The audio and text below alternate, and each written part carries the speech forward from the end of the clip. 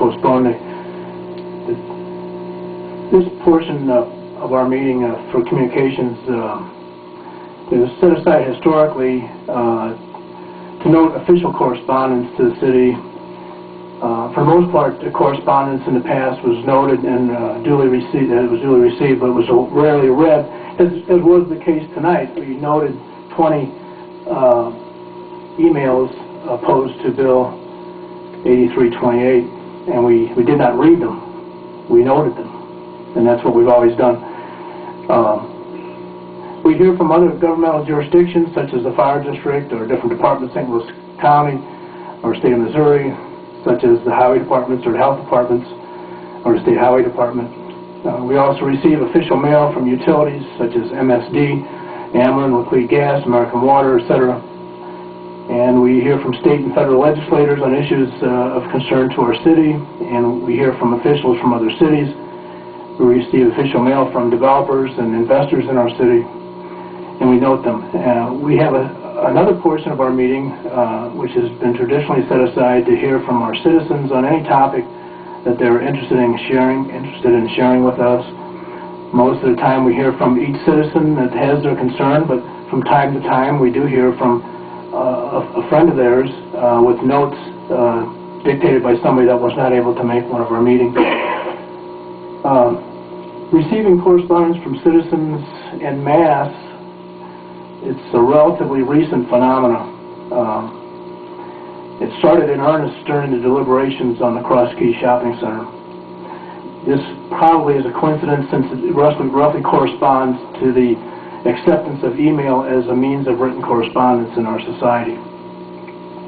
The volume of correspondence so far has been manageable. There may come a time when too much of a good thing can drown the impact of each piece of mail. As a society, we're continuing to evaluate the impact of the cyber world on the way we communicate. The focus of our council meetings needs to be focused on processing the official business of the city, while still respecting the important input from our great citizens. There's a difference in the amount of effort that a person makes who decides to come before the council and stand up and talk to us, or have a designee do so. There's a difference in that amount of effort than the amount of effort it takes to type a note on a computer and hit a send button. There's a difference. There really is a difference there. And we're trying to cope with that. We're trying to find a way to refocus the council meetings on the official business at hand, and do that and not be perceived as interfering with the rights of our citizens. I would very much appreciate the input of a third party on this. I was at the Memorial Day ceremony at Coke Park yesterday with other veterans at the Vietnam Memorial, and discussed this with some of them people. And I really can't think of a better group of people to review this for the main concern that we heard in our emails, that it was un-American. I think I would trust the veterans of this community in giving us a review of this from a constitutional standpoint, from a freedom of speech standpoint. Those are people, Mr. Hernandez included, myself included, we were willing to go in harm's way to protect the freedoms. And I would trust their input and their review of this. I think this is an administrative necessity. Like tonight, if we would have had someone ask that all those emails be read, we'd still be reading them. We wouldn't have gotten to this point in the meeting. It's a practical issue. It's not a patriotic issue. And I'd like to have some veterans, in my opinion, I'd like to have some fellow veterans review this.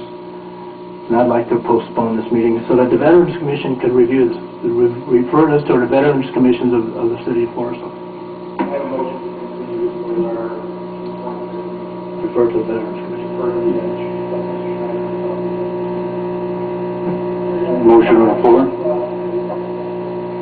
Second. Let's let Ms. McKay talk.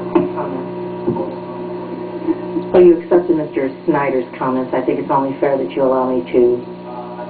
She was in. Well, you did that at the last meeting when there was enough people.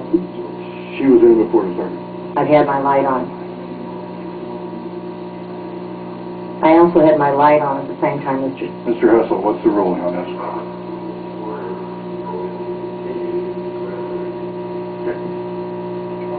Mr. Lee has a motion on the floor, second by Mr. Schneider, to continue this bill based on Robert's Rules of Order.